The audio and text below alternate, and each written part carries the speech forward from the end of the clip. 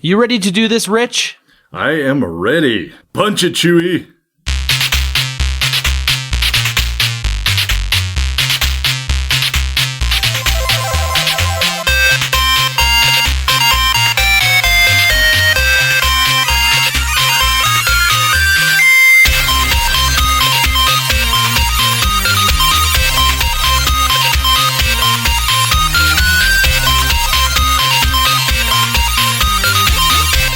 Welcome, Super Friends, to the Fortress of Nerditude podcast, a safe place to talk about all things in nerd and pop culture. I'm Spencer Stapleton, and my co-pilot tonight is Rich Turpin. Hello. We're two nerds that just refuse to grow up. Thank you for joining us. This is episode 128. We release every Thursday morning. You can find us on our website, fortofnerd.com. We have links to iTunes, Google Music, Spotify, YouTube, Stitcher, and everywhere podcasts are available. Stop by and relax a while. If you like what you're hearing, hit that subscribe button and get us automatically each and every week in your ear holes. Rich, how are you? What is going on? I'm doing pretty good.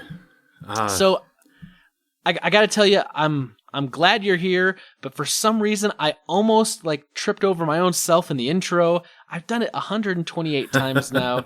You would think I wouldn't have to look at it, but still. Yeah, you get stuff on your mind and it distracts you sometimes. Yeah, like the light bulb behind me that's blinking in and out. Yeah, like that. Seriously, right before the podcast. I can't even remember where I am. I was like, what am I doing? This light bulb is blinking. So Rich, what's new? What's happening? Tell the Super Friends a little bit about yourself. What do you do for work? Your family, what you got going on? Oh, well, I'm old. I'm older than Spencer. Not by much, just a little bit. Not by much. Just a little bit.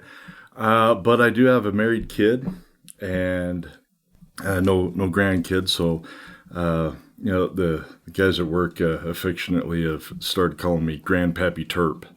Nice. Yeah. Nice. Yeah. Yeah, it's real fun feeling that old. But no grandkids yet. 3 kids, two still at home, one getting ready to go to college, and the other one sophomore in high school, and currently tonight is at the high school performing in Annie. Nice. Yeah, she's what's her name? Grace. She's playing Grace. That's Daddy Warbucks' secretary. Okay. And love interest as well. Nice. How do you feel about having a kid that's a love interest in a play? I mean, are you the nervous, overprotective father where you're like watching what's going on, and are you kind of like the laissez-faire, like, it's the stage, not a big deal? Not too worried. The kid does a pretty good job, but he's not Emma's type, so I'm not worried. I used to do plays and musicals. Do you really want to know what goes on in the background? Well, I do know because I was in one play in high school. Because funny enough, I played football for 3 years in high school, and for some reason I got it into my head that it would be great to take dance. Really? A lot of pro guys would take dance and ballet to help balance with footwork, balance and coordination and so forth. So I said, hey, what the heck? So I got into a dance class, and I was the only guy, a whole bunch of girls in the class. Sounds good so far. Yeah. Well, it wasn't bad. Yeah. And one of the kids that was in the theater group, he got F's in English, so he got kicked out of the play. And so the theater teacher came over to our dance class, and apparently the dance teacher liked me, thought I danced well. I have no claim to whether or not I dance well or not. Right. So she said, hey, would you be willing to be Mr. Anderson in Brigadoon? I said, yeah, sure. So I was, and I learned to dance, and the dancing wasn't that bad, and we had to sing, and I'm a horrible singer. I'm much better now, but I'm still not a great singer. I can sing church hymns and 80s music. There you that's go. About yeah, it. there you go. So the funny thing is you say that, and like I'm not a dancer either, not at all. But I did plays and musicals in high school, and I did, I was in choirs and bands and all sorts of things. But I was cast in Oklahoma as just kind of like a normal cast member, but then I was also cast as Ballet Curly in the dream sequence. Wow. Now, I don't have a lick of dancing ability, and I'm wearing cowboy boots for the only time in my life for this production because I'm just not a cowboy. And I'm learning how to like do the like waltz in cowboy boots. And the girl at the time that I was dancing with, like, she actually took ballet, like, new dance. And so basically, like, the whole thing was just designed for, like, her to be highlighted and me to kind of be there and make it look like I was doing stuff. But at the same time, like, I really was not doing a whole heck of a lot. But I'll tell you what, I can still waltz. It only took me, like, 3 months to, like, get that simple thing down, but I can do it. So I can't waltz. I bet you I could still do it in cowboy boots if I had cowboy boots, but maybe. I don't. I don't wear cowboy boots anymore. So. Yeah, me neither. I remember the extent of the cowboy boots was if I wasn't in the play, the only other time I wore them, I was skitching on a skateboard behind my buddy's car while wearing cowboy boots and like a pair of shorts. Oh. Because we were also trying to like break the cowboy boots in, so we were like scraping them on the ground and trying to like rough them up a bit. And I was like, let's get behind your car on a skateboard and sketch. Yeah, we weren't smart people. Not smart. Not at all. Well, not at all. So when I was 4 years old, 4 to 6, we lived in San Antonio, and I wore cowboy boots all the time. And that's when I first got my first skateboard. And my claim is it was the original skateboard. It's those little teeny fiberglass guys, and they're like the yellow or the green. And the green kind of surf on it, and oh man, the trucks were horrible, and you'd jiggle like crazy. We had a half Doberman Pinscher and what was the other part? German Shepherd, and we named him Snoopy. And we get my sister to ride off on her bike, and he loved bike tires. And we'd just hold on to his chain and just chase after her. And just go. Yeah, and it takes some skill, I think, riding on one of those awful skateboards in cowboy boots. There's no traction. No, I mean, none. No, I mean, you could tape sandpaper on there, but that's about it. No traction. Yep. Fun times, though. Fun times. I know that feeling. So like you said, you got a daughter now. She's doing all this stuff. Yep. I know you guys go and you support her and all those things. That's where my wife is tonight too. Yeah. Yep. So that's why you got a free hall pass to get on the podcast. Yeah. I got you. Well, I went Saturday, so I'm off the hook. I'm good. Nice. She understands that I can only handle one high school play at a time. I can't go 5 nights. You can't do 5 nights in a row. No. I'd rather poke my eyeballs out with a spoon or something. It's bad. Hopefully Emma doesn't listen to this, and you'll be fine. I still love you. Daddy loves you, right? Yeah. Daddy loves you, Emma. Yeah, nice. Have you been watching anything or anything going on like this last week? Are you watching anything on Netflix or binge watching anything or playing video games or anything? What do you got going on? Geez, we are the biggest binge watchers ever. We've watched a few series a couple of times. Some of our favorites are Falling Skies. I don't know why. Even Emily likes it, and I don't understand that part either. She's a little more into sci-fi than she used to be, but shows like that. We've done Bones. Bones is one of our favorite ones. We wanted to do Castle, but Castle's expensive. Really? Yeah, it's not free on any of the channel. We've got, what do we have? Amazon Video and Netflix. That's all we've got. I've had Hulu a few times, but that was for some of my anime shows that I like to watch. Nice. If she hasn't seen it, man, go back and get her to watch Firefly. I've never found anyone that can't watch Firefly. She might watch Firefly because she likes Nathan Fillion. So maybe, and that's why I like him in Castle. He's great, but also he's voiced one of my favorite superheroes of all time, Green Lantern. He's voiced him a few times, and that's been great. I think he does a good job. Yeah, anything Nathan Fillion's in, I'm always on board. I haven't seen the new cop show that he's in, where it's kind of the reverse of Castle. And I'm like, yeah, me neither. It's one of those things I know I'll get to it, but just right now my plate's a little full. I'm not rewatching. I'm still watching Friday Night Lights that I decided to start watching, and I'm also kind of watching Frasier still right now. Frasier, wow. Yeah, kind of going back. Just it's something like I can watch an episode with my wife for 20 minutes here and there when we need something to kind of fill a gap. We've started the last season of Doctor Who, the Jodie Whittaker season, so we just barely finished the Christmas episode. I know you're a big Doctor Who fan. Yeah, so I've got that going on.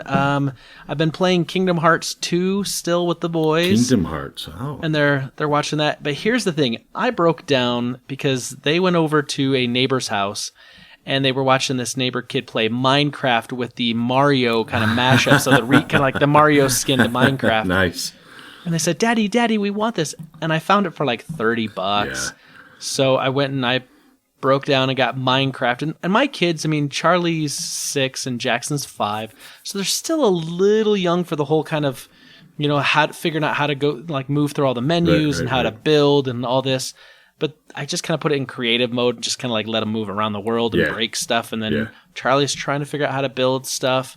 But I figure it could be a lot worse when it comes to video games. So even though I have no desire to play this game, and I'll end up playing it more than I want to, just kind of show them and help them out, it's something they want to do. So, not a big deal. Yeah. My both my boys hated me for many years because I wouldn't let them play a bunch of games that they want. I let them play now because they're grown. They're grown men. Well, I guess they're men because they're over 18. Right. They're grown and they can do whatever they want. But when they're at home, there are many games. In fact, Matt just started playing if I could remember the name of the game. Oh, it was, I can't remember now. He found it for free on Steam just the other day and started playing that. And, there's blood and stuff. It wasn't gory, but there was just blood. Sure. And so he's going through, and I'm like, see, now, do you understand why when you were like 10 years old, I wouldn't let you play this game? He's like, okay, Dad, whatever. Right. Yeah. And I could see why you wouldn't let me play this. Yeah, it's like last week I was talking with Patrick Novosel. That's what it was. He was on Assassin's Creed, like 4 or something, one of the old ones. Yeah. So like I said, last week Patrick Novosel was on the podcast and we were talking about Mortal Kombat. And I was just saying, wow. I played that as a kid, but it's like, man, like that's a violent game. And even though it's like super unrealistic, still it was like my parents, I don't think knew the level of violence in that game back in the day. Like now I look at it, it's laughable. It's just laughable looking at it. But at the time, like that was the best graphics and like that was like the most brutal things. They were pretty brutal. Still some of the more brutal slaughters I've seen in a video game. Yeah, but now I'm trying to find like learning or interactive games. Kids games will make my kids think a little bit more. But and then the other thing is that tonight was the first private swim lessons. We've been taking our kids over to the aquatic center and doing the group lessons. Okay. But I feel like they're just not progressing enough because it's, like a 45-minute lesson and there's 6 to 8 kids in a lesson and they don't get a lot of time. So now we're going to pay and we're putting both of them in a lesson that's half an hour. So they're going to get even amount of time and a lot more time on a regular basis. Right. And so it's one of those things where, like, as a dad, I want my kids to try baseball and football and soccer and hockey. Yeah. But I'm like, first things first, you got to know how to swim. Because I'm not telling them this, but like I was like 10 or 11 when I finally took swimming lessons and I like learned how to swim. I used to go to the pool with my friends as a kid and I just kind of like hang out in the shallow end and like talk and like, throw a ball around or whatever. But like I would never go into the deep end because I couldn't really swim and I was super uncomfortable. And so like I don't want them to have that experience. Plus I also keep telling them this is a life skill. If I drop you in a river or an ocean or a lake, you'll be able to swim to safety and, you'll be able to live. And so they're kind of buying into the whole, like, I just want you to be safe and learn a life skill. But as soon as I kind of feel like they are getting a good enough handle on that, then I'm going to open up the kind of the floodgates and be like, you want to try basketball? Okay, let's try basketball. If you want to try football or hockey or baseball or, soccer, whatever, we can do that. But not until they can like float at least a little bit and swim. I mean, in case the flood comes, right? I mean something, right? I mean, we got all this river runoff from the mountains, and it's like, gosh, I work up in Ogden, and I was at a restaurant called Slackwater last Friday, and it's like right next to the river there in Ogden. Oh, right. And man, oh man, like that thing is just flooding, and it's super fast. And it's like really, really high right now because we got a lot of snow this year, and it's got to go somewhere now that it's starting to melt and get warmer. Yep, so it does. Also, motorcycle weather's right around the corner, folks. Oh, if only I could actually ride a motorcycle. I'm telling you, man, it's one of the best. One of the best. Well, Rich, what do you say? Should we slaughter some Bothans and get to that rebel intelligence? Let's do it. All right. I always have to let you know, many Bothans died to bring us this information. Rest in peace, you Bothans.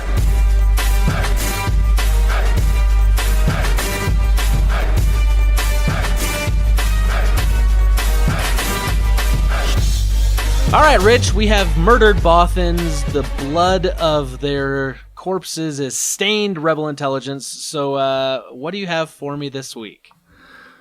Well, one of the interesting things that I've seen is, Galaxy's Edge just came out. Oh, yeah. Well, sorry, coming out here shortly. End of the month. Yeah. At the end of the month at Disneyland. I think, my personal opinion is the reason they did that is because they want me to come back. And they know putting Galaxy's Edge in Disneyland is the only way I am going back to Disneyland. Are you not a big Disney guy? I'm not. I used to tell my parents I hate Disneyland, and they were appalled. They're like, how can you hate Disneyland? Well, let me tell you, there's some deep-seated mental issues there, but from childhood.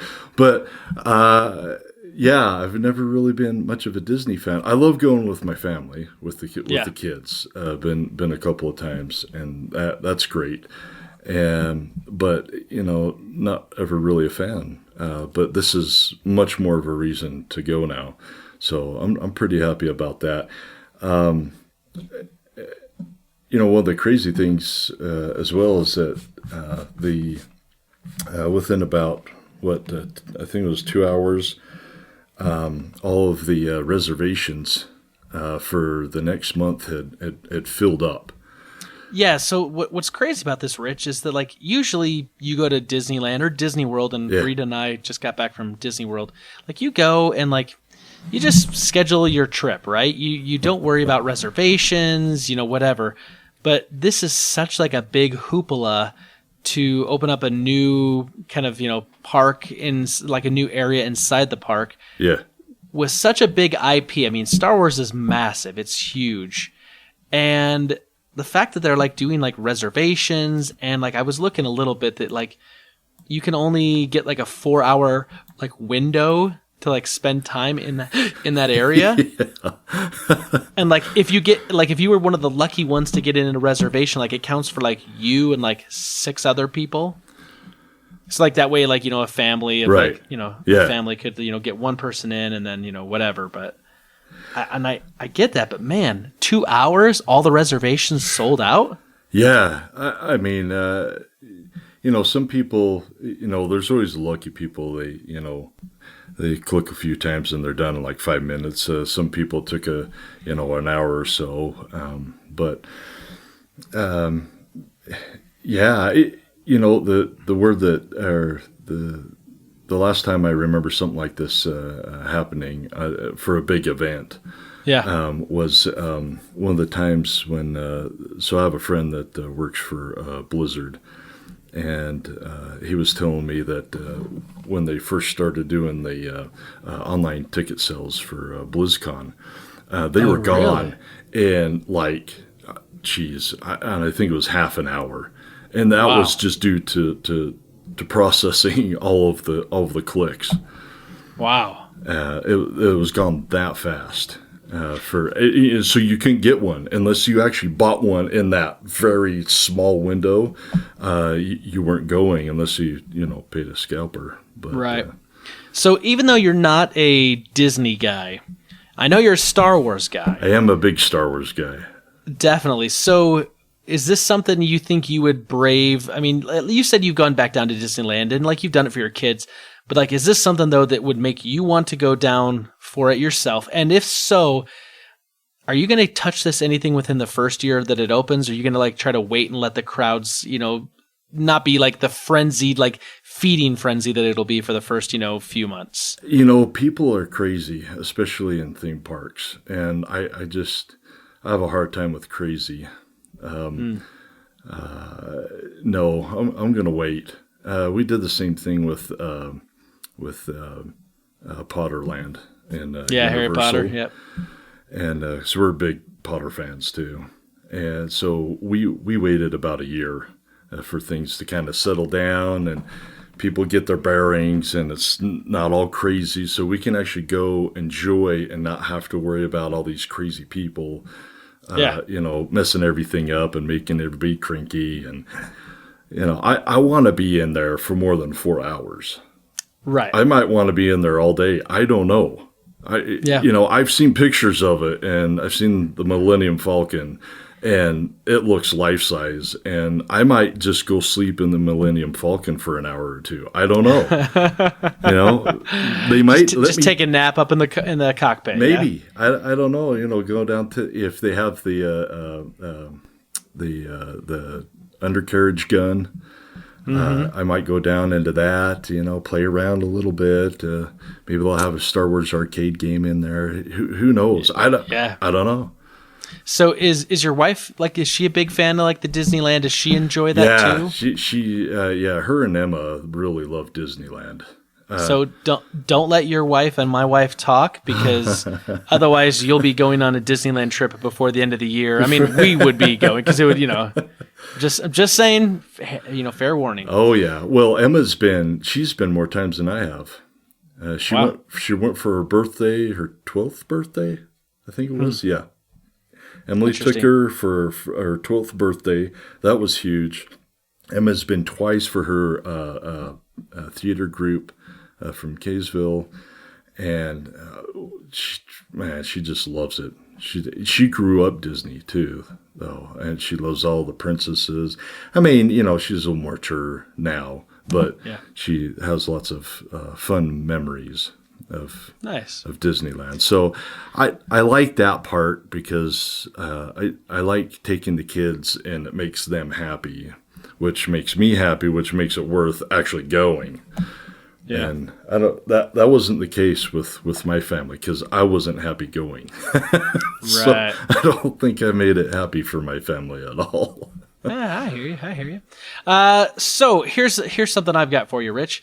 Are you a big Charlie Chaplin fan? Have you seen any of his stuff? I have, but not for a long, long time. But it was probably the first silent film I saw anything of. So I've never seen any of his stuff. Not any. And I'm nothing. not talking about the Johnny Depp stuff either. No. The original, the good, the original, the real Charlie Chaplin. Charlie Chaplin. Yeah. So it's interesting because I've had conversations a number of times before about how Hollywood tends to rehash ideas and do remakes. Yeah.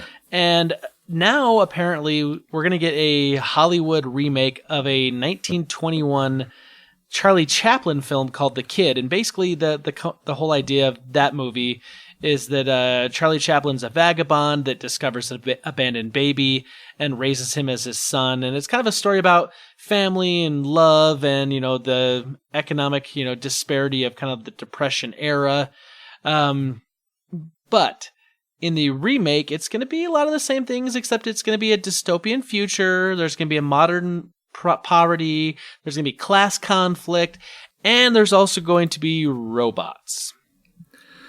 So, let me ask you this. If someone said to you, "Here, I got a great idea, see? We're going to make a movie. It's going to be a reboot of a Charlie Chaplin film, but instead of a kid, we're going to have robots. Robots, yeah." Are you going to buy off on that? Like, does that immediately hit you and go, "Ooh, that sounds like a great idea"? No. It sounds like a horribly awful bad idea. Did they go to Denver and for the meeting? And no when they came up with this horrible idea, why a robot? I mean, it sounds like Steven Spielberg's AI, where it was basically like Pinocchio told with robots. Yeah. I went and saw AI because it sounded interesting, and it was a horrible show. I hated it. I hated pretty much every minute of it. Nothing to the actors or anything. Just the film in general. It just was not. Right. It was poorly imagined. I mean, it was off somewhere in some other universe way far away that makes no sense at all. Now, I hope I'm wrong. I hope this thing comes out and there's some previews and it looks great and maybe it's, I don't know, but for some reason, taking a film from the silent era where they had to use the little cue cards so you could convey the message to now we're going to jump it so far into the future that it's dystopian future and robots, just sounds to me like, I don't know. This just doesn't sound like a great idea. That's all I'm saying. No, I agree. I don't think it's a great idea. I mean, is the robot going to be silent? Because if it is, then why have a robot? Yeah, I have no clue. Doesn't make any sense, Spencer. Yeah, I don't know. What else you got for me, Rich? Weird ideas. Yeah. Well, speaking of maybe weird ideas. Have you? I'm assuming you've seen Galaxy Quest. Oh, many times. Yes, it's one of my favorites. My wife can't stand it because it's one of those slapstick comedy sci-fis, but it has some of my favorite actors in it, and it's hilarious. I love Tim Allen. He's pretty funny. For sure. But what I think is odd, or I'm not sure why you would do this, but it doesn't sound like a bad idea. If you find yourself in San Diego during Comic-Con, they are going to have a live concert from the score of Galaxy Quest. Are they going to do one of those things where they show the film on the screen and then they have a live orchestra doing the score there in person? Yeah, I hope they really are actually doing that. I'm not sure, but I think that for me, I would go see it because that would make it that more enjoyable. I mean, it's a good orchestra. It's the San Diego Symphony that's going to be performing the score. But without the movie, especially if you haven't seen it, it might not do a whole lot for you. You know what I mean? I mean, there's great music, a great classical music. It's got a good score. Yeah, movie scores and stuff, right? That are good just in their own right. But when it's from a movie and a movie that you haven't seen, you might like or enjoy the music, but if you haven't seen the movie, it doesn't have the same effect. Yeah, it's like I can listen to the Empire Strikes Back soundtrack and All listen day. to that score, but I know the movie so well Yeah. that like when music swells in certain parts, I'm like, oh, this is the part right now where Han is saying goodbye to Leia on Bespin right before he's about to be put into the carbonite. Like I love know you. what that is. Yeah, I know. So. But the point is, though, is like I have that emotional connection to the score as well. Yeah. And so that makes sense. But like if you didn't know a movie and you were just listening to some random score, you could appreciate it, but it's not going to have that other kind of connection versus if you knew the movie. Right. It's like one of my favorite ones is from the Last of the Mohicans. Oh, yeah. And I'm not sure what type it is.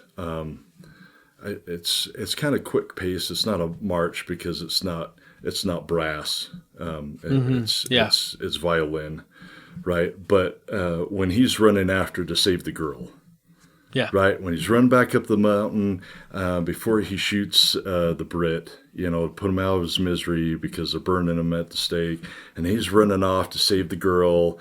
And running after his Mohican brother and father, and that whole score is fantastic. It's one of my favorites. But I mean, it's great on its own, but it's even better because I've seen the movie, and it's one of my favorite parts of the movie. It's more of an emotional tie. Yeah. To that. So if they show the movie, while they're playing it, I'd go watch it. That'd be and you said this is happening like right in the middle of San Diego Comic-Con. Yeah. Apparently, man, that's so cool. I want to go so dang bad. It does sound fun. I've never really wanted to go to San Diego Comic-Con since we have a great one here. True. But that if anything were to get me to go, that might be it. That might be it. That or maybe the London Symphony Orchestra doing Star Wars. I mean that. That wouldn't even be a question. John Williams doing Raiders, John Williams doing Superman, John Williams doing Star Wars, John Williams doing anything really? Yep, John Williams doing just about anything. Yep. Right? John Williams like, I'm actually going to play the Looney Tunes theme for 6 hours. Sold! I'm in. Oh, you do Animaniacs too. Okay, great. I'm in. Yeah, exactly. All right, so I got a little bit of a box office news here. So as you can imagine, we talked last week about Avengers Endgame, and we did spoil it. If you're listening to this, I'm not going to say anything that's spoilery, but I do want to kind of talk about the numbers. So it had an amazing opening weekend. The big question's always going to be, what's the second weekend going to look like? Well, here's the good news. Avengers Endgame now has passed $2.2 billion worldwide, knocking Titanic out of the number 2 spot. It is now the number 2 movie worldwide for box office. And that old Avatar is only sitting at $2.7 billion. It took Avatar 47 days to cross the 2 billion mark worldwide. It has taken Avengers Endgame 11 days. So I think, Rich, that this has got some legs, and I think we're going to see it be the highest grossing film of all time.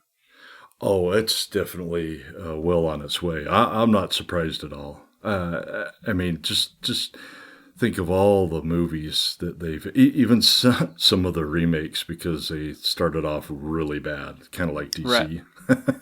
Yep. started off bad, rebooted some of their movies, did a great job, found just the right actors, and they just exploded almost overnight. Iron Man was just the beginning, and Robert Downey Jr. did such a great job in that show. When we first saw that, I was like, that's Robert Downey Jr. He's Tony Stark, like in real life. Except for I don't know how smart he is, so I'm not going to speak to how smart he is because I don't know. But most likely he's not as smart as Tony Stark because not many people are. Right. Likely not, but he plays that role just to a T. Yeah. When I imagine Tony Stark at all, that's how I imagined him, and I think that's a lot of the credit that whole series has, is that they have just those right actors. Somehow they got just the right actors for all of their key roles, and they've exploded. And I love it. I think you're hitting on something though that's perfectly kind of stated, is that you had 21 films that led up to this film. You had an overarching story through a lot of the films that, kind of tied everything together. And this is the culmination of the two-part of the Infinity Saga, with Infinity War being the first film. And so it is going to be a big, massive thing. The other thing is, too, interesting to note, is that every other movie that's been like in the top 5 movies, like Force Awakens and Titanic and Avatar, like those movies all released like in December and had like the big kind of Christmas release. And then January, February is not a time when you've got a lot of big movies. So they had the advantage of also not having a lot of competition. Whereas this movie, released at the very tail end of April, is kicking off the summer blockbuster season. I mean, Captain Marvel is still in theaters also. Shazam is still in theaters.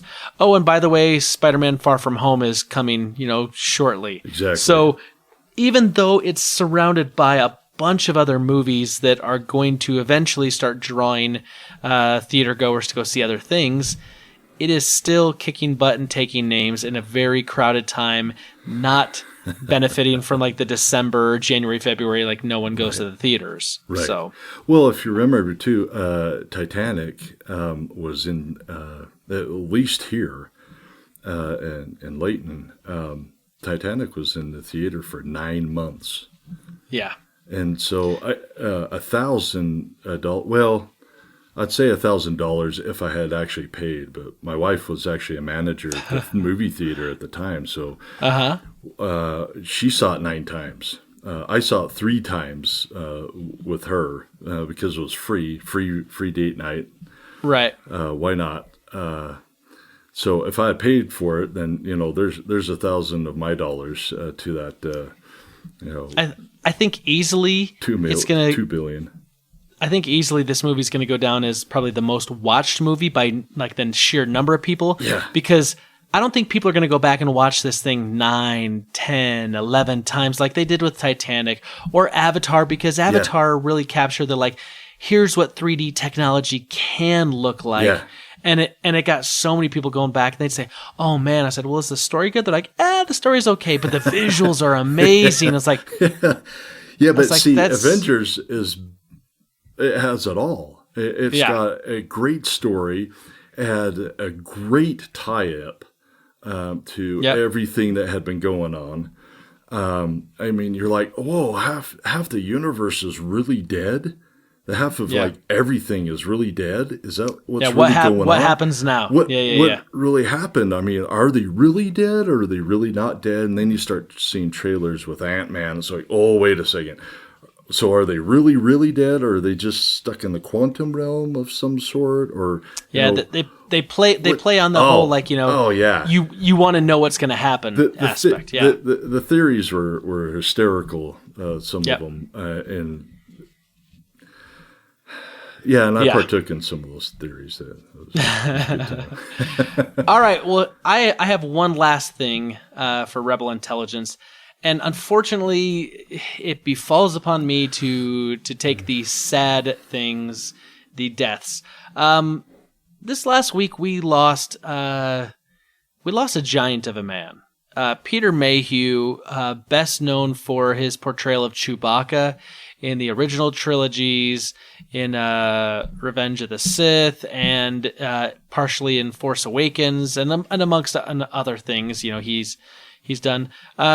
Peter Mayhew passed away. He basically passed due to like a heart attack, and he had a disease that basically he continued to grow and continued to get larger. And as time went on, his lungs and his heart were affected, his knees. I know the last couple of years of his life, he spent more time in a wheelchair because walking around and standing up just became really, really, really hard for him to do. And so sadly he's passed away, but I wanted to read just real quickly a few things that people have said about him, because everyone in the Star Wars franchise started speaking out. And I think when someone, passes away, it's typical to hear people say like, oh, he was a good person, we really enjoyed him. But like, I have not heard anything negative about Peter Mayhew, and he's just the nicest of guys. But, like George Lucas said, he was the closest thing to any human being could be to a Wookiee. He had a big heart. It was a very gentle nature. He says, I learned to always let him win. He says he was a good friend, and I'm saddened by his passing. Mark Hamill basically said, like, he was, grateful for all the memories. He was a better man just for knowing him. And then Harrison Ford wrote this that I wanted to read. It says, Peter Mayhew was a kind and gentle man, possessed of great dignity and noble character. These aspects of his own personality, plus his wit and grace, he brought to Chewbacca. We were partners in film and friends in life for over 30 years, and I loved him. He invested his soul in the character and brought great pleasure to the Star Wars audience. Chewbacca was an important part of the success of the films we made together. He knew how important the fans of the franchise were to its continued success, and he was devoted to them. I and millions of others will never forget Peter and what he gave us all. My thoughts are with his dear wife Angie and his children. Rest easy, my dear friend. I don't know why, but for some reason that tribute from Harrison Ford, I think, got to me the most. Because, they were kind of partners in crime. It was Han Solo and Chewbacca. And also kind of knowing that Harrison Ford can kind of come across as a bit of a curmudgeon. And just to hear him... Just a wee bit. Yeah, just a little. But to hear him speak of Peter in such a kind and loving way really just kind of, I think, speaks to, who Peter Mayhew was. He was... beloved by fans, beloved by friends and family, and everyone he ever worked with or came in contact with. And so it's sad that he's gone. He's no longer with us. Hopefully he is with Carrie Fisher and Kenny Baker up in Star Wars heaven. So, yeah, great guy. Yeah, it's sad, but Star Wars has been around for my entire lifetime, and right. It's the sad reality is some of those are going to start passing on, and I always loved Chewbacca. And I remember when I was a kid, that was one of the funnest lines. Was one of the girls would say, "Can somebody get this walking carpet out of my way?" Right. And I always thought that the theory as kids was like, there's no way that anybody could be that tall. He has to be on stilts or something. And there's no human that's that big. He was just ginormous, in a kid's eyes, right? Right. Yep. And so I always imagined that, he's a shorter guy and on these big stilts. And no, right. He was a very, very tall man. Very, very tall man. Yep, absolutely. That's the last thing I had in Rebel Intelligence. You didn't have anything else, correct? No, I don't think I have seen anything else. All right, well, let's go to our question of the week from last week. So, obviously, we talked about Avengers Endgame last week, and we said, now that Avengers Endgame is kind of, wrapped up, what Marvel characters are you excited to see going forward in the future, or which franchises, what are you interested about? Now, all that being said, I'm going to read these answers, but if I have to censor some of them because they may contain spoilers, I'm going to do that. So, we're going to go over to our Gmail, where we always start first with Peter Christensen. You can also always email us at fordofnerd@gmail.com with your answers in long form. He says, Dear Nerds, thumbs up for Friday Night Lights. It's the most realistic portrayal of a strong marriage I've ever seen on TV. Beware, Season 2 starts going off the rails. Just laugh about the overdramatic parts and trust Coach Taylor to get back on track. Seasons 4 and 5 are also a jarring transition, but have their own merit, including Michael B. Jordan. Enough said. He says, spoiler-free review of Avengers Endgame. It made me feel like a kid. There were surprises, good and bad, throughout the whole movie that kept me on my toes, compared to so many movies where I can see everything coming a mile away. There are multiple, powerful, emotional moments, again, good and bad, moved like few other movies have. I'll have to watch it again and again and again, but it feels like one for the ages. I don't know where I'd rank it, but it has to be one of the best. Maybe a better and more well-rounded movie than Infinity War, but not as action-packed and exciting. Let's see here. He says, okay. Also about, I'm just checking for spoilers here. He says, also about 1.1 seconds into the film, I saw what was happening, and I said, okay, movie, you can go F yourself right now. Somehow a rougher start than Infinity War. All hail the Russo brothers. It's crazy watching the TV show Community for the first time and seeing the seeds of their amazing Marvel movies. Few bullet points. This movie must have broken the 6 Degrees of Kevin Bacon game. As a genuine... nope, I can't... Nope, sorry. Sorry, Peter.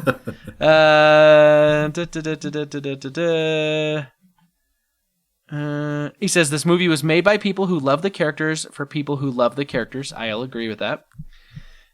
He says, marketing. The fact that this movie broke so many records means that they sold tickets to people that A, don't usually see Marvel movies, and B, may not see movies in theaters at all. It's a safe bet that they got a return on their marketing budget, getting the marginal movie goer. Okay, he says, his answer. The Pratt love earlier in the episode shows we're all looking forward to the future Guardians movies with Star-Lord. But Kevin Feige and the MCU have earned my trust, and I'll take whatever they give me. Then he also follows up and says, P.S. I saw Endgame a second time last night. For a movie with so many surprises, it holds up better than I thought. I went in and say, no, Mr. Movie, I know your tricks. You're not going to get me this time. The movie just smirked at me and worked me like a patient boxer. The highs, the lows, winking callbacks, musical themes, close calls, and many episodes of love, loss, and second chances are so powerful that I had no choice but to be emotionally engaged. Cheers, Peter Christensen. Peter, that was like a novel, and I love all of it. I just felt bad that I had to edit a few things because the other podcast, we spoiled it, and I was very clear about this one. But if people have skipped over that episode until they watch it, I don't want to spoil things now. So, just know, super friends, that Peter has seen the movie twice, and he knows what's happening. So, going over to Facebook, facebook.com/FordofNerd, we got Caleb Albers. Once again, I'm going to have to do some editing. He says, I think everyone knows my answer, but I want to see more Hulk. And he also says he wants to see more Guardians. And that's about all I can say, because the rest of it is all very spoilery. Needless to say, Caleb, I saw your Facebook post. I agree with you. There's lots of stuff going on there in your post, and I'm excited for that stuff too. This is like the worst, because I just can't, read people's stuff. Let's see here. Going over to Twitter.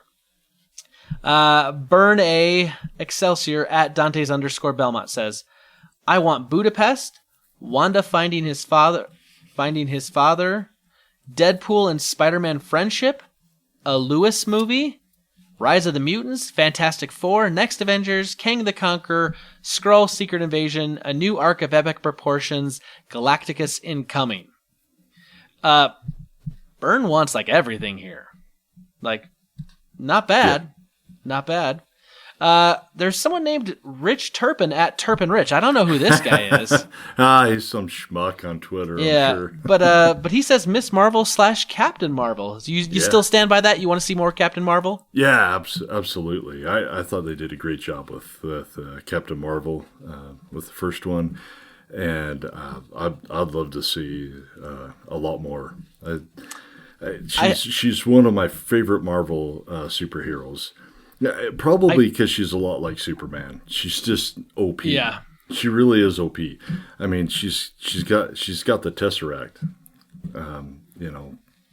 Yeah, basically in her. Yeah. I mean, she's spoilers for Captain Marvel if you haven't seen that. So here's the thing. That's just a version of Captain Marvel. Yeah. I agree. I enjoyed the Captain Marvel movie. It definitely is not going to say it's like one of my favorite movies, but that's also because I think they were trying to shoehorn in an origin story right before Endgame and trying to fit all that in. So I want to see where they're going to take her character now that Endgame has happened, because I think now the cuffs can kind of be off and they can do some real storytelling, and I think that would be exciting. Yeah, and it's not going to be intertwined into Endgame because it's over. So they can move on. They can have their fantastical stories, and this is going to be awesome. Yeah. Network-newbie at dspin67 says, I'd like to see a standalone movie on the Scarlet Witch. He also says Falcon, and then some other stuff that I'm not going to talk about because it's a spoiler. So anyway, the nice thing about this, though, D-Spin, is that they are going to be doing a Scarlet Witch, and I think Vision series over on Disney Plus when it comes out, and there's also going to be a Falcon and Winter Soldier series over on Disney Plus when it comes out, or shortly after it comes out. So you may not have to wait long to see some of your characters here you're talking about. Oh, that's going to be awesome because Scarlet Witch is number 2. Oh, man, she's so powerful. She rocks. Year of Blessings at Patrick_9_6 says Ant-Man and Thor. I agree. Those are two franchises that I'd like to see more of going forward. Ant-Man and Thor. I like both because when they rebooted, and I say rebooted, but they kind of rebooted the whole kind of personality of Thor in Thor Ragnarok. Yeah. They got him away from less of the Shakespearean Asgard and made him a little more lighthearted and a little funnier. And then Ant-Man's just been comedy, pretty much from the get-go. I want to see those. Yeah, those are looking good. Unconcerned Killer at MBC Baptist says Thor and Doctor Strange. I like those. Doctor Strange. Yeah, Doctor Strange is one we've got to get another Doctor Strange. If film. I can watch Benedict Cumberbatch on the big screen again, I'm all for it. Yeah, I'm with you there. Okay, Half Shark Alligator at the Genghis John 0 says Silver Surfer needs his own solo movie already. I can't watch Rise of the Silver Surfer for a fix anymore. They've done great to expand the MCU to the cosmos. It's time we saw a new and improved Skyrider. The interesting thing about this is that the Silver Surfer character was owned by Fox, along with, the other Fantastic Four. But now that Disney owns Fox, we could see some of that stuff. And then the last one, Pulling These podcast at Pulling These says X-Men. And that's it. Just X-Men. Just X-Men. So here's the thing, and I know if we get it, it may not even be till like late phase 4 of their plans, but I definitely think we're gonna see some potential for maybe the X-Men. I actually think we're probably gonna get Fantastic Four before we get X-Men over in the MCU. just for reasons, a lot of reasons I don't want to go into right now, because I want to be very careful not to spoil anything. But I think Reed Richards, though, could definitely be a character we could see get brought into the MCU. And then from there, we could get the first family of comic books. We could get the Fantastic Four. Agreed. So, X-Men, I think we're going to get there. I think that's definitely a crossover that will happen at some point. But what I want to happen, because anytime that's going to happen somewhere down the road, it's going to be everyone's going to get recast. Everyone's going to get recast. Yeah. I mean, it's kind of like the Spider-Man thing, right? Like Andrew Garfield, I thought was a really decent Spider-Man. I really liked him. It was well, but he played the Spectacular Spider-Man, not the Amazing Spider-Man. Right, so a little bit different Spider-Man, so slightly different universes. But yeah, Andrew Garfield, I was sad that went away. Well, it really was because Sony and Marvel figured out a deal, and part of that deal was, hey, we're gonna we want to recast him and go a little bit different direction and kind of start fresh. And I get that. So I think once that happens, we will see X-Men. But it's going to be all recast. So I think they need to kind of work through this Dark Phoenix movie and then maybe give it a little while and find a good way to start bringing the X-Men into the MCU. But it's going to, well, it depends on if they keep going with the Dark Phoenix saga, that's going to take a few films. It could.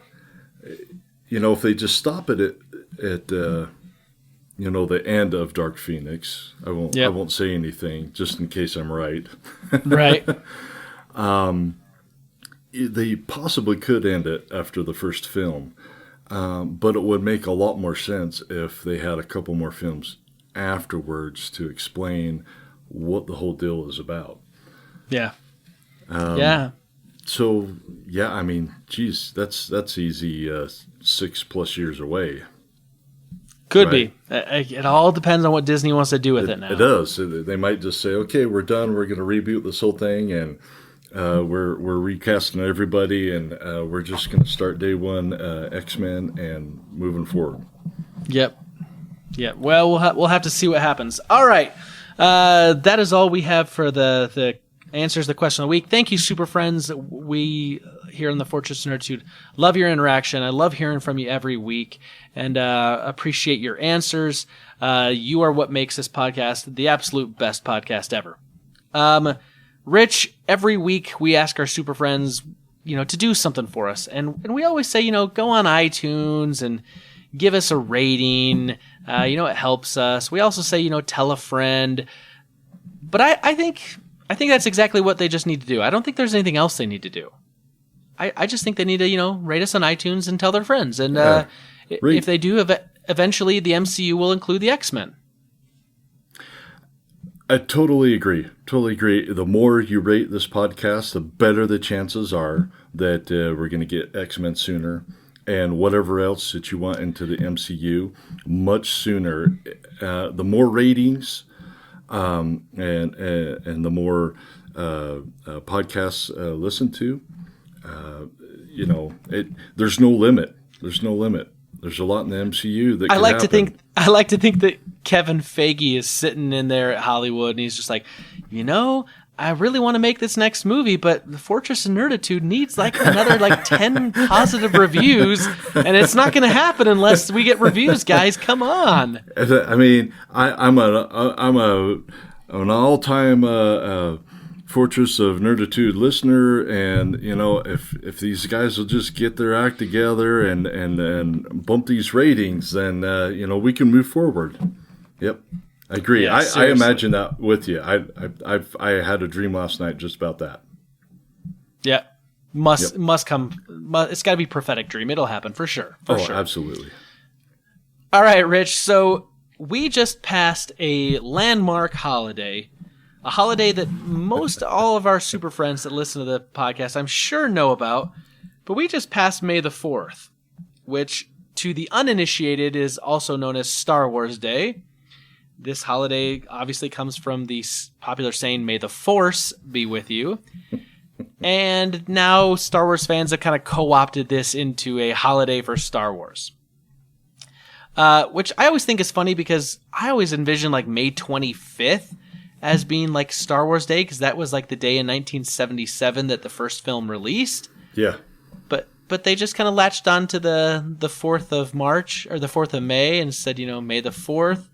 So knowing that we've passed this momentous holiday, is there anything you guys do in your family to celebrate May the 4th? No.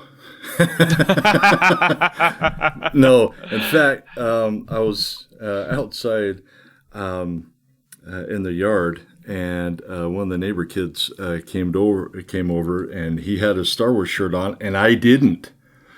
And he said, "Hey, Rich, where's your Star Wars?" He didn't call me Rich. Where's your Star Wars shirt? And I'm like, "Well, what do you mean? It's today's May the 4th. May the 4th be with you." And I'm like, "Oh man, I was outed by one of the neighborhood kids. This is awful." Man. So I went inside and put my BB-8 shirt on, and I felt better ever since. Nice. I wore a Star Wars shirt that day, and then I also wore my Darth Vader socks and a Star Wars, like the original artwork from the original box art from the 1977 film. Ooh, I wore nice. that. I have that on a tie. I wore that to church on Sunday, and I was like, Yeah. I'm gonna represent Star Wars even on the what I like to call Revenge of the Fifth. Yeah. Anyway, kind of dumb. Yes, but Star Wars Day has become a big thing in the Star Wars fandom. Yep. But it really is kind of one of those like made up holidays. We celebrate Star Wars and we love it. But I thought it'd be kind of fun to maybe talk about some of our favorite or maybe not so favorite made up / silly holidays. And Rich, I want to let you go first. Give me one of your first like made up / silly holidays. Oh man, we just talked about ratings.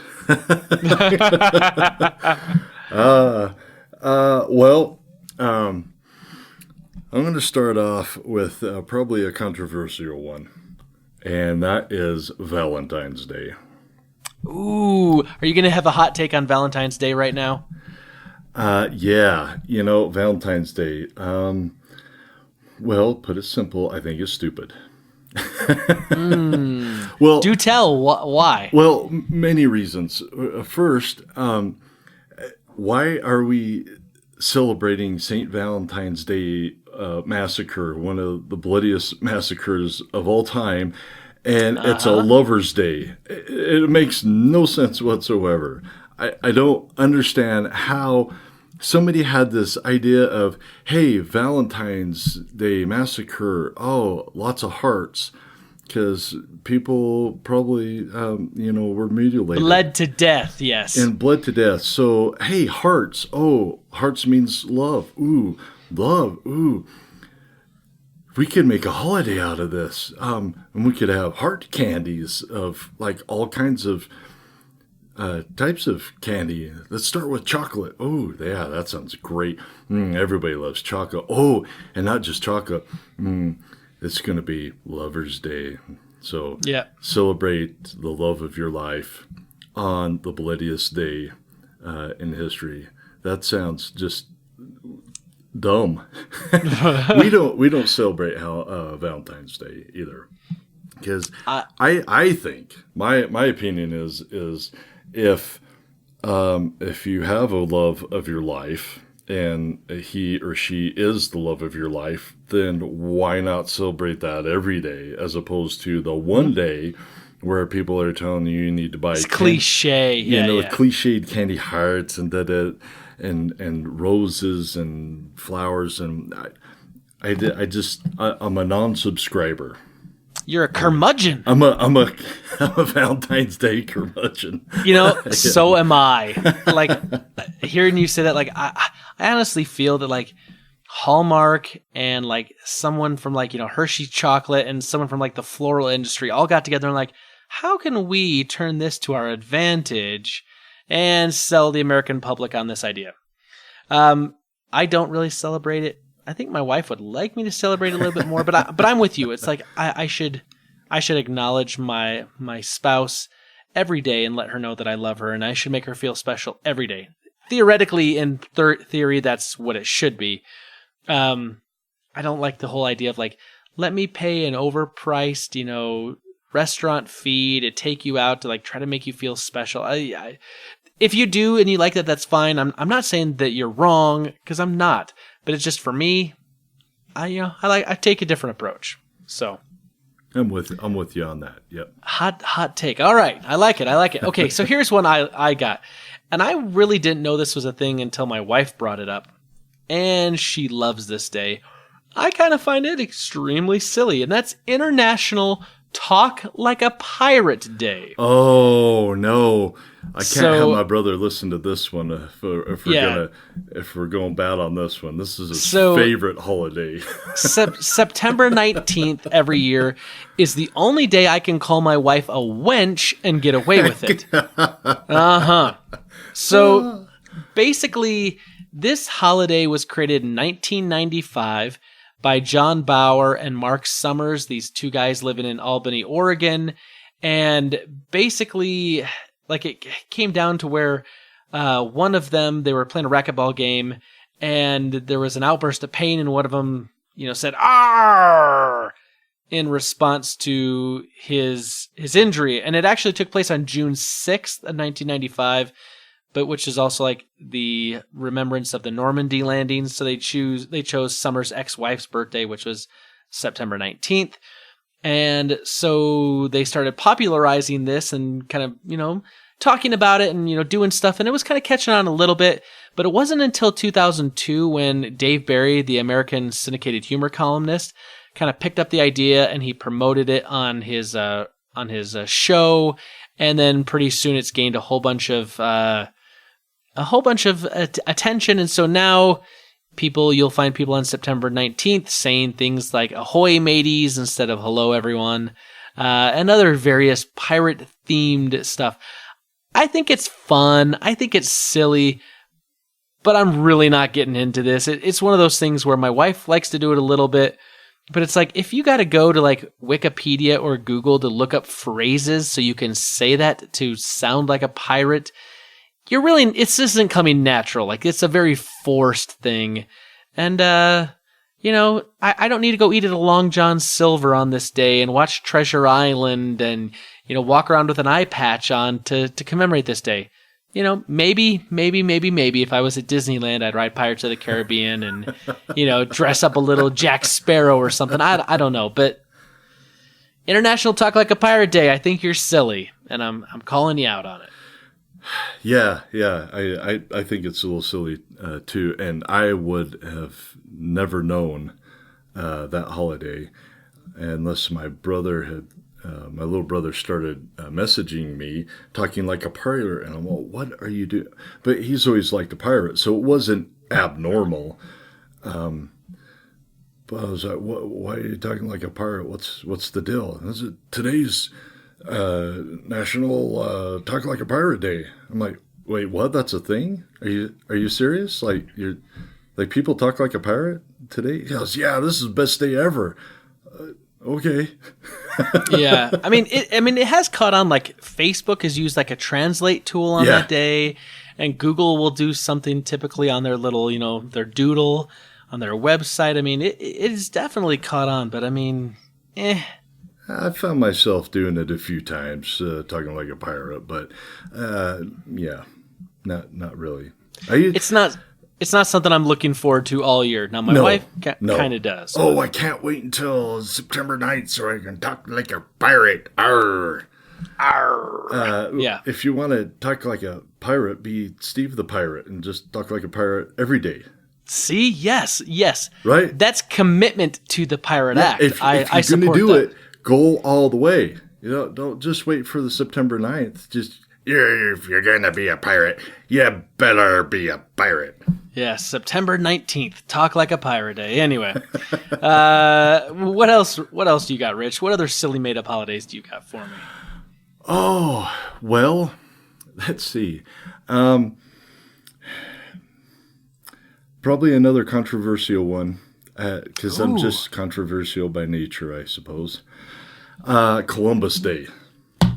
Columbus Day. I have a problem with Columbus Day. First, Columbus didn't discover America. Obviously, it was already discovered because there were people here. There were people here when they came here. There was no discovery. He may have discovered that this is where it is because he had never been here before. I'll give him that.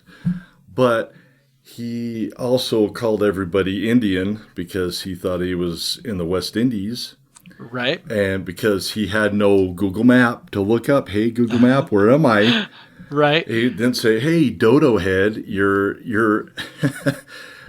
not in the West Indies. You're in the Caribbean. You're in the Caribbean. You're in Central America here. Right. You're nowhere near the Indian. You went left when you should have gone right. You zigged when you should have zagged, you zigged man. when you should have zagged. Just based on that. Plus, I never got school off. And I get work off because I'm a civilian. I'm a government employee, so I get that. So that's cool. I like that part. But as far as this Discovery of America Day, I just there aren't any pieces that really add up to it. So I don't know why we celebrate. A falsehood. Columbus Day, yeah. It's kind of like we celebrate the idea of what he was trying to do. Yeah, which I agree with that. I agree with that. That's great. But but the actual outcome doesn't make a lot of sense. A Columbus Day. That's great. Why don't we have Marco Polo Day? I mean, he found China and he had big trade routes. And hey, easy now. He has an international water sport that's recognized after that. Well, sure, but he brought pan pizza from China over to Italy. Everybody thinks pizza came from Italy. Flat pizza did, but pan pizza came from China. Hey, listen, we all know that real pizza comes from Chicago. Oh well, okay. Let's just leave it there. I won't argue with that. All right, so you're not a fan of Columbus Day. I don't know that I really feel strongly one way or another about Columbus Day, but you do make a good point, though, about the fact that we do kind of celebrate the falsehood that he discovered America here. More of, kind of, I don't know, the idea, I guess, but all I know is that there's the little rhyme in 1492, Columbus sailed the ocean blue, and that's all I really remember about them, plus the fact that he missed the mark and, thought he was going to the, in the West Indies. But maybe if he had talked like a pirate, he would have been okay. Yes. I mean, yes, exactly. The pirates were prevalent, so if he had talked like a pirate the whole time, then I think he would have found the West Indies, cool. And we wouldn't live in America. All right, so my next holiday. This is one that, the reason behind it I kind of find to be a little weak, but how it's celebrated, I'm all on board for, usually. So, National Pie Day. This is March 14th. Yes. Pie Day. This is a holiday where we celebrate the mathematical concept that a number never ends. Or at least, no one's found the end to it, with computers and whatnot. And simply we round it to 3.14, which would be on the calendar March 14th. And so it's also Albert Einstein, the physicist Albert Einstein's birthday. Basically, this started because there was a physicist in San Francisco in 1989 that created it, and it was created at the San Francisco Exploratorium, where this guy named Larry Shaw worked as a physicist, and he was kind of using it as a way to kind of celebrate, math and physics and Albert Einstein. And since it, 3.14 matches pi, it kind of became a thing. Now, what does it really have to do with today? Well, today, most people remember Pi Day as the day that your coworkers bring in pies, as in the baked goods, apple, cherry, boysenberry, lemon meringue, pecan, all the various different edible pies. They get brought into the office and everyone has a slice or two or 7 of pie on Pie Day. That I can get behind, even though I try not to eat a lot of sweets and I'm, trying to stay as healthy as possible. The idea, though, that like we're going to celebrate some random mathematical concept with a tasty pastry, that I can get behind. National Pie Day, Rich, what do you think? Absolutely. I agree. I love Pie Day. Mostly because I love pie. And I love the double entendre of Pie Day and 3.14 and March 14th. It's just hilarious. I am easily amused by it. I like thinking about eating pies. I have baked pies in the past that weren't too horrible, and I love eating pies. Oh yeah, especially the really good ones. Those are the best. So, if you had to choose between pie or cake, what would you rather take? Pie. Oh, me too. I am not a cake fan. I hardly ever eat cake. On my birthday, I always get a German chocolate cake. But other than that, like if it's the choice between like a cake or a pie, especially if it's like a really good pie, like a banana cream, a coconut cream, a chocolate French silk, pecan, blueberry, raspberry, lemon meringue, apple. Lemon meringue, apple I love. But like, I'm not a big fan of some of them, like the peach or like strawberry pie, like strawberry rhubarb. Strawberry pie, no. Rhubarb, yeah. Just the aftertaste alone is enough. But but you put me, most of the fruit pies though, man, ooh. Oh, there's even, I haven't had rhubarb pie. I've had rhubarb compote. And that's horribly disgusting because it's like drinking snot. But the rhubarb wasn't bad, but I'm not a real fan of rhubarb. But I've never had rhubarb pie, but I could see myself possibly eating a rhubarb pie because it wasn't bad. Yeah. And in pie form, I mean, just a nice shell of just, pastry crust, crustiness and just flaky and it smells so good. How can you not like pie or Pie Day? And you can celebrate it any way you want. I'm telling you, that's when I bought my first Raspberry Pi. Ooh, yeah. The mini computer for those that are still thinking about, actual pies. Yeah, you bought a Raspberry Pi on Pie Day. Yep. Nice. All right. Do you got one more for me? I got one more. You got one more? Oh, one more. Well, yeah. I think I'm going to go for it. Yes, the next one is President's Day. Ooh. Another hot take, Rich. Are you coming hot take for the third time? I am. Nice. Nice. Now, to be fair, I discussed all these with my wife last night, just to kind of talk it through and see if I'm just just me in my own brain, and it has just so we're clear, it has nothing to do with the current president. Sure. Whether or not I like him or not is immaterial to the actual. We stay away from politics here. You're fine. Yeah, you're good. The actual talk about the holiday. I don't understand it. I think that's what it is. I just don't understand President's Day. I mean, okay, it's a day. Why is it President's Day? I know, there's Lincoln's birthday and there's Washington's birthday and there's all that stuff, and that's great, but I just don't understand what the idea is really, truly for President's Day. Why we need to have one. Yeah, I think though the real impetus behind that is because we used to celebrate Washington's birthday. Yeah.